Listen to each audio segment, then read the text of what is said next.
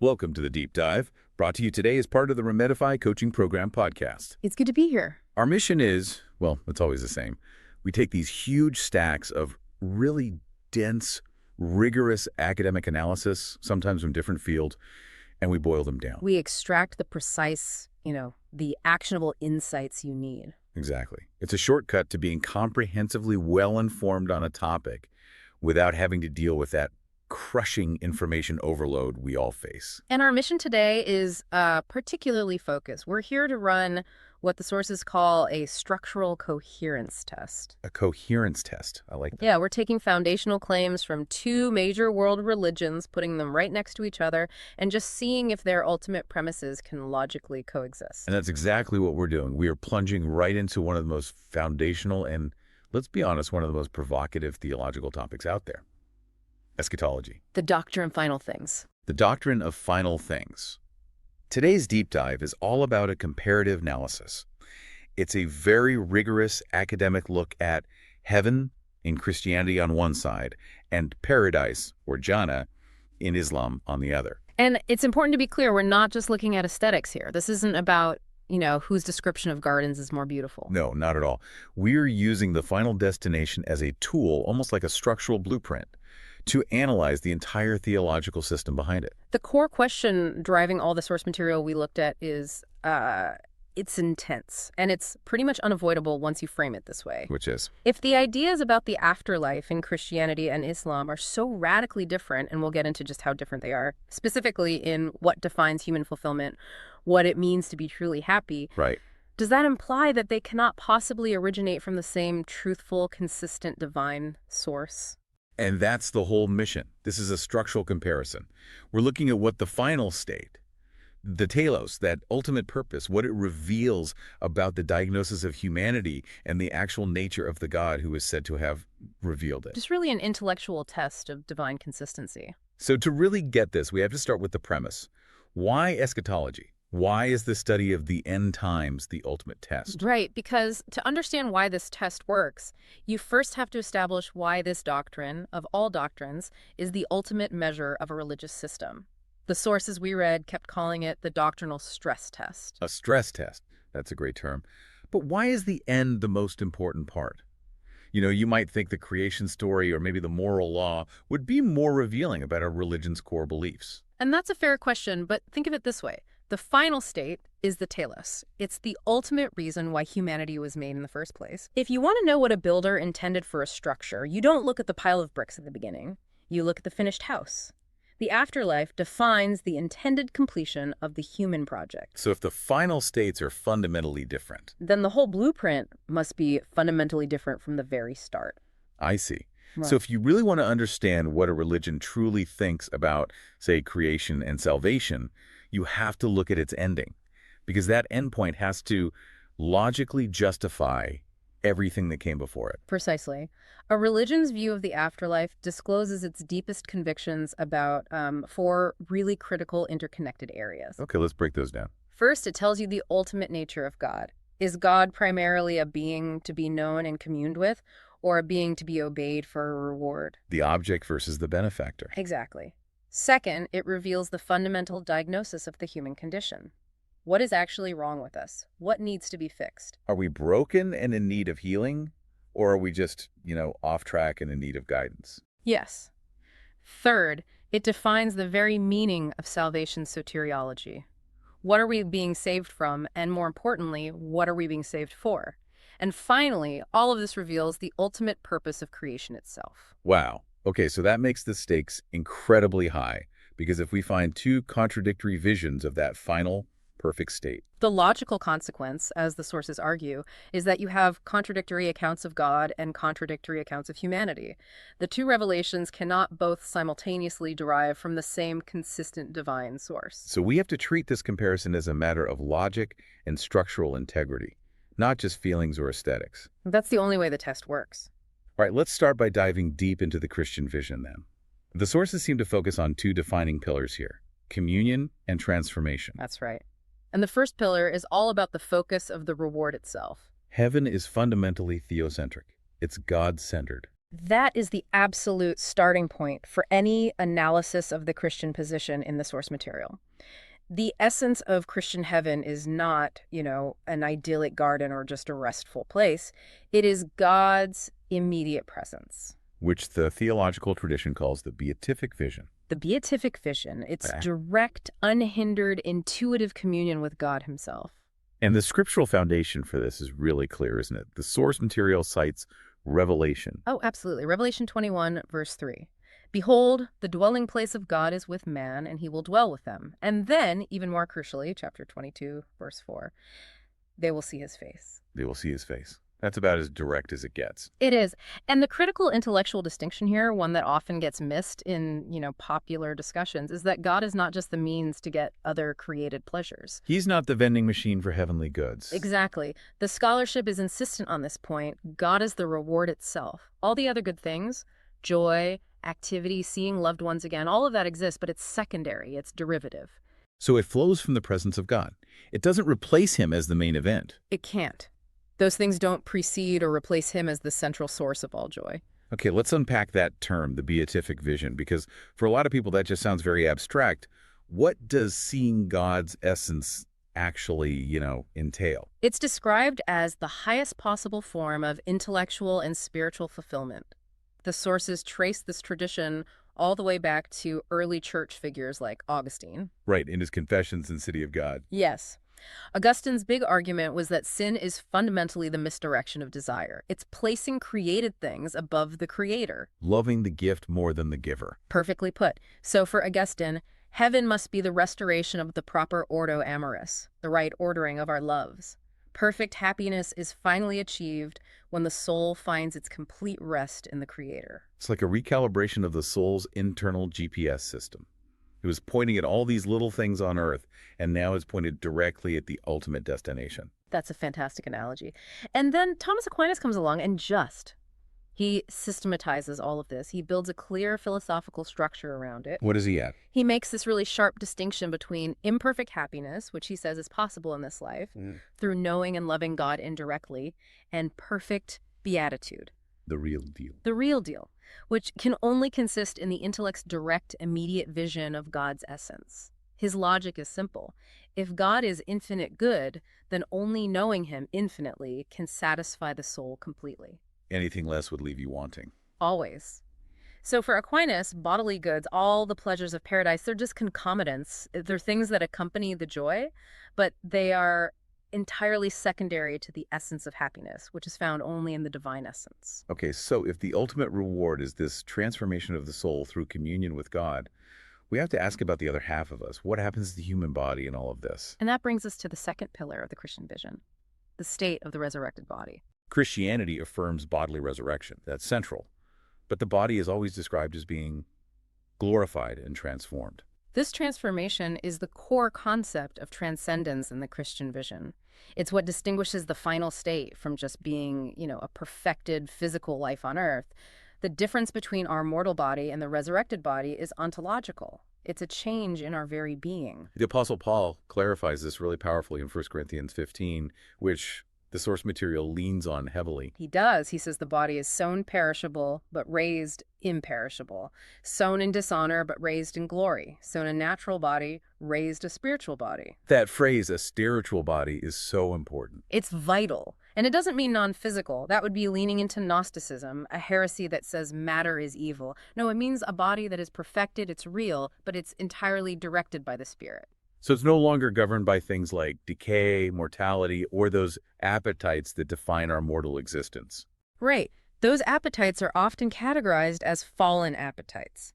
The resurrected body is not an intensification of the fallen body. It's a perfected one. It's fundamentally changed in its orientation and its capabilities. It's a body that's capable of fully participating in the beatific vision without distraction. And this transformation has massive implications for our earthly social structures, which Jesus himself talks about directly.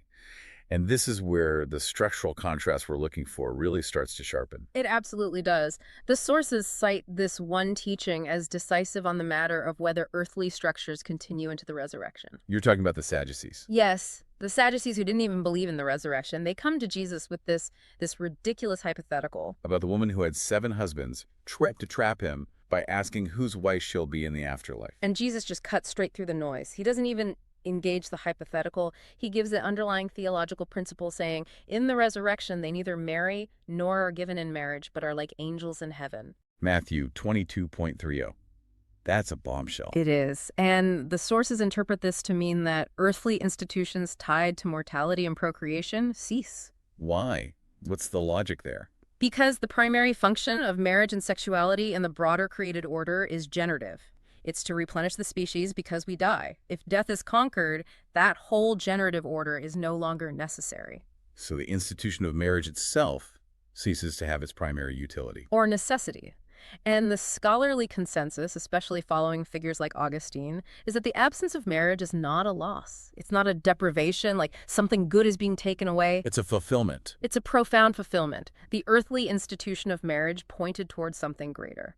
Faithful union, self-giving love. When a person achieves direct union with God, the sign is transcended by the reality it was pointing to all along. It's like you don't need a map of the city once you're standing in the city square. That's it, exactly. And Aquinas reinforces this. He says sexual relations pertain to the generative order. When the body is perfected beyond that need, when death is gone, that specific economy of relationship is complete. It yields to an elevated, transcendent existence defined by a new kind of relationality to God and the community of the saints, not by biological requirements. And this leads directly to the core anthropological conclusion. If the body is transformed and institutions tied to procreation stop, what is the ultimate diagnosis of humanity's spiritual condition? The Christian tradition diagnoses the fundamental human problem not just as, individual bad actions, but as disordered love, the famous ordo amoris. Right. We are designed to love God first and foremost, but we chronically, consistently misdirect our affections toward finite, created goods instead. It's like, let's use an analogy to make ordo amoris more tangible. Imagine your ultimate goal is to reach the sun, which is God. Okay. But you keep stopping along the way to worship the streetlights you see. You stop for created goods like money or status or even just satisfying an appetite. You haven't just failed on your journey. You've fundamentally mistaken the streetlight for the star. That's an excellent analogy. So salvation, in this view, is the process of healing and reordering that desire. It's about turning our affections back toward God as the ultimate, non-contingent good. And in heaven, that healing is complete. It's complete. Desire is transfigured. It's no longer oriented to bodily consumption or accumulation or finite relationships as ends in themselves. Pleasure absolutely still exists, but the sources emphasize it's relational, it's worship-oriented. You see this in the scenes of cosmic worship in the book of Revelation, and it is entirely God-centered. It's not appetite-centered. Not at all. The fundamental drive for physical satisfaction is completely re-aimed, reoriented toward communion with the divine. Okay, so now we have to pivot. Let's look at the Islamic vision of the afterlife, Jannah, or paradise. The source material says this is where we'll see themes of reward, recompense, and embodied continuity. Yes, and this is where the structural differences begin to seem, truly irreconcilable. Right, so if the Christian system is focused on the transformation of our nature, the Islamic eschatology primarily presents paradise as reward and recompense for obedience. The entire framework is defined by a moral economy of merit and divine generosity. And the Quranic descriptions reflect this. They heavily emphasize sensory details, framing them as tangible incentives for living a righteous life right now. They do. The sources cite frequent references to lush gardens, refreshing shade, flowing rivers of water, milk, and honey, fine silks, absolute comfort. It's all there in various surahs. And the structural difference, as noted by the academic comparison, is in the framing of that ultimate enjoyment. It is. Jannah is described less as union with God himself. There's no explicit concept that's equivalent to the beatific vision, and more as what God grants to the righteous. So while God's mercy and his approval are, of course, central, the ultimate enjoyment that's emphasized in the descriptions is the granting of perfect goods by a generous divine source. And this leads us directly to that other pillar, embodied continuity. Unlike the Christian emphasis on an ontological transformation that moves beyond generative necessity, the classical Islamic sources consistently portray the afterlife as very much embodied and sensory. So the idea is that the body is perfected, no more sickness, no more aging, but the needs of the body, the appetites, they continue, only now they're met perfectly and perpetually. Exactly. The dominant classical interpretation affirms an ongoing corporeality rather than a transcendence of bodily appetites. And to understand this, we have to turn to the tradition of tafsir, The classical exegesis of the Quran. which the sources rely on very heavily. We have to look at how the tradition itself has interpreted these texts over the centuries. Let's spend some time on these key exegetes then, because they're not minor voices. I mean, these are figures who shape the understanding for the entire tradition. Absolutely. Foundational figures like Al-Abari and Al-Qurubi are critical. They frequently affirmed the plain, the literal, the very concrete sense of the paradise descriptions. So they weren't looking for some deeper metaphorical layer that would supersede the physical description. No, not in the way some later, more philosophical schools might. They took the texts at face value. They emphasized that the rewards God provides for righteous deeds are, in fact, tangible goods and lawful enjoyment. This literal reading became the established mainstream interpretation. And their methodology is important here. They insisted that God meant precisely what he said about the flowing rivers and the fine fabrics. Yes. And then you have Ibn Kathir, another hugely influential exegete who reiterates this continuity of bodily experience in paradise. The body is perfected, sure, it will never tire or grow ill, but the focus remains firmly on the perpetual, flawless fulfillment of human desire under divine sanction. Not the transcendence of that desire. Not the transcendence of the desire itself. And that anthropological perspective is crucial. In this framework, desire is seen as something more or less morally neutral that has to be regulated in this life to keep it lawful. And then it's perpetually satisfied in the next life. Right. As opposed to something that must be ontologically healed or re-aimed at an infinite object, as we saw in the Christian model. And the sources are very explicit that this continuity extends into the realm of, well, the fulfillment of desire, specifically sexual fulfillment. Yes, which occupies a central place in many of the descriptions of paradise. We see Quranic passages describing companions in idealized physical terms, and the widely cited hadith literature, the sayings of the Prophet, elaborates in really expensive detail on paradise as a realm of lawful, ongoing physical enjoyment, which is granted as a reward for earthly piety. And the key structural point here is that these desires are defined as positive, eternal goods. They are not presented as temporary concessions to human weakness, nor are they just metaphors for some kind of spiritual joy. They are a fundamental, perpetual part of the reward structure itself. They are. Sexual desire is satisfied perpetually and perfectly. It is not transcended. And that distinction, perpetual satisfaction versus transcendence, that feels like the theological fault line we're looking for. It really is. So if the Christian system says you no longer need marriage because you are now in direct union with the source of all love, this system seems to say your needs are not transcended. They are perfectly met and continued forever as part of your compensation. The two goals for human biology are, from a structural standpoint, diametrically opposed. And this reward structure also manifests in a very clear system of hierarchy, status, and moral economy within Jannah. Right. Unlike the unified focus on the beatific vision that we saw in the Christian account, the Islamic paradise is frequently depicted as tiered. Yes. The sources note distinct ranks and stations that correspond directly to the merit and the quality of the righteous deeds a person performed on earth. There are passages that separate the foremost from the companions of the right hand. Which reinforces that concept of paradise functioning as a very specific moral economy. Exactly. Righteous deeds yield proportionate rewards. And that doesn't just include comfort and pleasure, but also honor and status. The classical tradition even speaks of attendants serving the blessed, which implies a kind of societal structure. That element of hierarchy and status is another major structural difference. It suggests that even in the ultimate state, your relationship to others is partly defined by your past merit and your achieved rank. Whereas the Christian concept emphasizes that singular, shared joy of the beatific vision, which unites all the saved in the same ultimate object of contemplation, regardless of past status. Okay, so we've established the two models. Now we have to do the synthesis. This is the direct comparative test. Right. And the sources classify these divergences not as, minor cultural differences or just complementary ways of saying the same thing. They classify them as mutually exclusive structural models of humanity's final end. Let's slow this down and really dedicate some time to this comparison, point by point. We need to make the conceptual distance between these two systems into a clear, tangible contrast for you listening.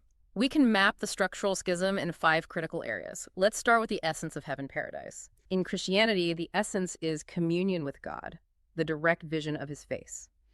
In Islam, the essence is reward from God, the perfect enjoyment of the goods that he grants. The central joy follows directly from that. For Christianity, the central joy is God himself as the source of infinite happiness. For Islam, it is the granted pleasures, the perfect sensory, material, and social goods. It's a difference in the actual object of joy. Then we have the anthropological state of the person receiving this. The human being's final form is transformed in the Christian view, raised a spiritual body, healed of disordered desire. And the classical Islamic view, the final form is one of enhanced continuity, a perfected, tireless but fundamentally physical body with its appetite still intact. Which leads to the most explicit structural contradiction the sources highlight: marriage and sexuality. In Christianity, as Christ taught in Matthew 22, marriage is absent in the resurrection state. It's rooted in the cessation of that generative necessity. And in the Islamic interpretation, it is present and perpetual. It's a core aspect of continuous bodily fulfillment and reward. This point is absolutely critical for the coherence test. It is. If we accept the premise that both revelations come from a perfectly consistent divine source, that source cannot state two mutually exclusive outcomes for human biology and societal structure in the perfect eternal state. You can't say the perfect state is one without marriage, and simultaneously say the perfect state is one where marriage and that kind of fulfillment are perpetual rewards. It's a logical inversion of the final purpose of humanity. It just doesn't compute. And this brings us to the moral trajectory that defines what salvation even is. Right. In Christianity, the ultimate trajectory is the healing and transcendence of desire, that reordering of love, the ordo amoris. Whereas in Islam, it is the regulation and perpetual satisfaction of desire fulfillment as a form of recompense. The system where the disorder is healed and the system where the desire is perfectly met are aiming at two completely different goals for the human person. In the sources, by focusing on these contrasts, they argue really strongly that these are not just variations on a theme. They represent two fundamentally distinct theological architectures. So, okay, this is getting really deep and, it feels like a perfect place to pause for just a moment. If this kind of in-depth exploration into theological and academic coherence resonates with you, and if you're seeking to deepen your own understanding of these core religious structures, then we really encourage you to check out opportunities for further learning, gaining knowledge quickly but thoroughly, finding those aha moments, and having that clear structure is exactly what we aim to provide you with here. And it's what you can find through dedicated learning. We want to make high-quality theological and structural education accessible to everyone, regardless of where you live or your current level of training. So please, visit Get Free Bible College online in your inbox, Tyrannus Hall Bible College, thbc-https://shop.beacons.aa Kenny 2020 Tall Bible College. That's right. There is no need to travel hundreds of miles to go to college. All you need is your phone and an internet connection. You can start today and tell all your friends. This kind of knowledge is really essential for understanding the structural foundations of faith and the claims made by different traditions. Also, check this link, https://beacons.aa 2020 philanthropy to support our village outreach. We'll be back to discuss the deep implications of these structural contrasts for human nature and the character of God right after this. Welcome back to the Deep Dive. We've just laid out the structural schism between these two eschatological visions. Now we have to talk about what those differences actually imply for a fundamental understanding of humanity itself. This is the anthropological divergence, the idea that the two systems are based on opposing root diagnoses of the human condition. Right. In the Christian view, as we discussed, the diagnosis centers on disordered desire. Humanity's deepest problem isn't just behavioral. It's a foundational misdirection of love, the ordo amoris. So heaven, therefore, must be the completion of that healing process. It's about transforming the soul and the body to love God supremely. And to reiterate, earthly desires, while they're good in creation, they are finite goods. They point beyond themselves. And the ultimate state requires them to be transcended because they simply cannot constitute infinite fulfillment. I mean, think about it. If a finite thing could provide infinite happiness, God wouldn't be necessary as the ultimate object of desire. By contrast, the Islamic view, as is reflected in the classical tafsir, it treats desire very differently. It does. It's largely seen as morally neutral, something that requires regulation and management in this life to make sure it stays lawful, but it doesn't require an ontological transformation to be perfected. So paradise, in that sense, perfects and perpetuates desire as a lawful reward. The body's needs and its structure aren't abolished or superseded. They're just met without any limitation or negative consequence. So, if the ultimate goal of the human is defined by the end state, one system implies that the fundamental nature of humanity must be changed in order to be saved. While the other implies that the fundamental nature of humanity must be fulfilled in order to be saved. And those are two completely opposing ideas of what human fulfillment even looks like. And the sources conclude pretty unequivocally that these anthropologies cannot both be true simultaneously if they claim to come from the same consistent divine source. They propose fundamentally opposing root diagnoses of the human condition and what constitutes final beatitude. And that divergence carries directly into the definition of salvation itself. This is the soteriological implication. Is salvation about participation, or is it about compensation? Christian salvation is defined as participatory. The purpose of the entire drama of faith is for humanity to become partakers of the divine nature, which is a direct quote from 2 Peter. So it culminates in union with God, the beatific vision, which, as scholars note, is intrinsically linked to Christology and the incarnation itself. The ultimate purpose isn't just to be near God, it's to participate in his life. Yes. Islamic salvation, in this comparative framework, is compensatory. It's a divine transaction based on a reckoning of deeds, which are then rewarded by divine generosity. So it culminates in recompense goods granted, comfort secured, and status achieved. It's defined by what the giver bestows upon the obedient servant. The core of the argument here is that the ends differ in kind, not just in degree. As Aquinas insisted, God himself is the essence of happiness in the Christian tradition. And the sources argue that this leaves absolutely no room for a reward-centered eschatology, defined by finite created goods, to be co-ultimate with a communion-centered eschatology, defined by the infinite, uncreated God. They are aiming at two entirely different definitions of beatitude. And this is where we reach the apex of the academic argument. We're moving past anthropology and soteriology to the ultimate question. The theological test of divine consistency. If the final structures of the afterlife are so divergent, what does that say about the very character of the God who supposedly revealed them both? Let's focus on that central object of fulfillment. God is the final object of enjoyment. In Christianity, this is the non-negotiable principle. It has to be. God is the ultimate fulfillment. Nothing surpasses or replaces him as the object of joy. The beatific vision ensures that heaven is the complete logical intensification of God-centeredness. The logic is pretty rigorous. If anything created, a perfect meal, a perfect home, a perfect spouse, if that could provide ultimate, eternal, non-contingent joy, then that created thing would be, by definition, equivalent to God. And Christian theology holds that only the Creator can satisfy the created soul. In Islam, while God's mercy is, of course, absolute central and the ultimate source of all good things, the sources note that the Quranic portrayals of paradise emphasize what God gives, the material rewards, more than God himself as the object of enjoyment in that same intellectual and relational sense as the beatific vision. And the structural argument here is powerful. A God who reveals himself as the supreme, all-encompassing, necessary good, the final object of the soul's desire, without whom there is no rest.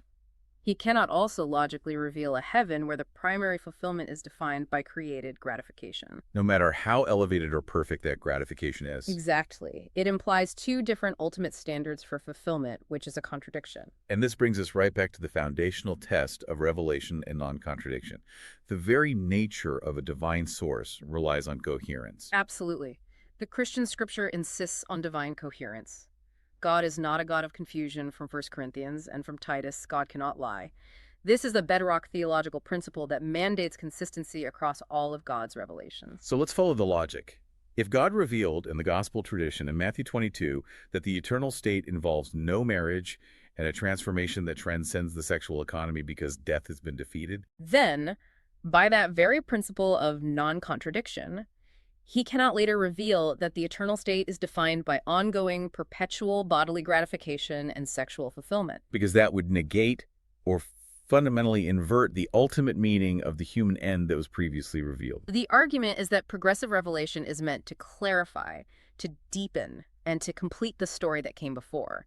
It's supposed to move from shadow to substance. It is not supposed to invert the fundamental destination or the diagnosis of what is wrong with the human soul, A change in the telos implies a change in the revelatory source itself. which culminates in the academic synthesis, structural evidence of different sources.